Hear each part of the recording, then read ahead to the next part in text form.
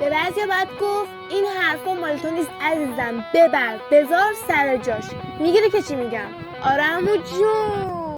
میگم یه سوال، البته اول که سلام خوش اومدید، بعدش یه سوال دارم. الان مود تو اینستاگرام چیزی که بقیه دلشون میخواد به اون بگه و میاد به خودش تو ویدیو میگه، نمیدونم فهمیدید یا نه، ولی باید بفهمید. نه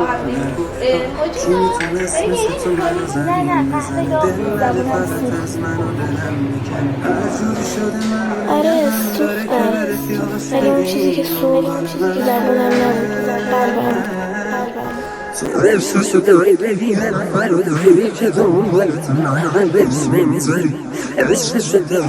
خیلی تاثیرگذار بود این ویدیو، نه جدی میگم، اون تاثیرگذار بود، نه واقعا تاثیرگذار بود. نه بابا میگم واقعا تاثیرگذار. بلاد مطمئنی؟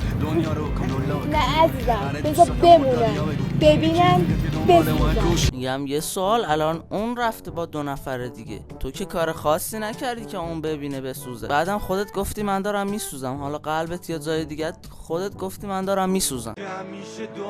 وقتی به عقب برمیگردی متوجه میشی جای بعضی کلوچه زندگیت خالی نیست، هیچ. عمقش هم خیلی زیادی بوده. آره عمو جون. واقعا من فازتو درک نمی کنم. ویدیو قبلی میگی من دارم میسوزم و اشک میریزی و قلبم سوخته و وای من دیوانم، میخوام خودکشی کنم. بعد الان میگی خب رفتی که به انم. اصلا حالا که اینطور شد برگردیم به عقب یه ویدیوهاشونو ببینیم. آقایی بریم کانادا زندگی کنیم؟ عزیزم من هر جایی که بعد از عروسی بخوای میبرمت.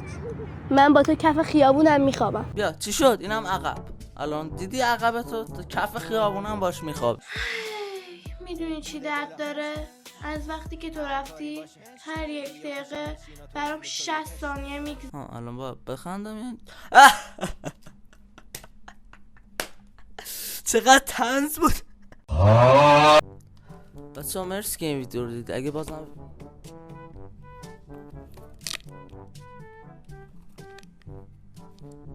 اگه بازم ویدیو سمی میخوای ساب کن.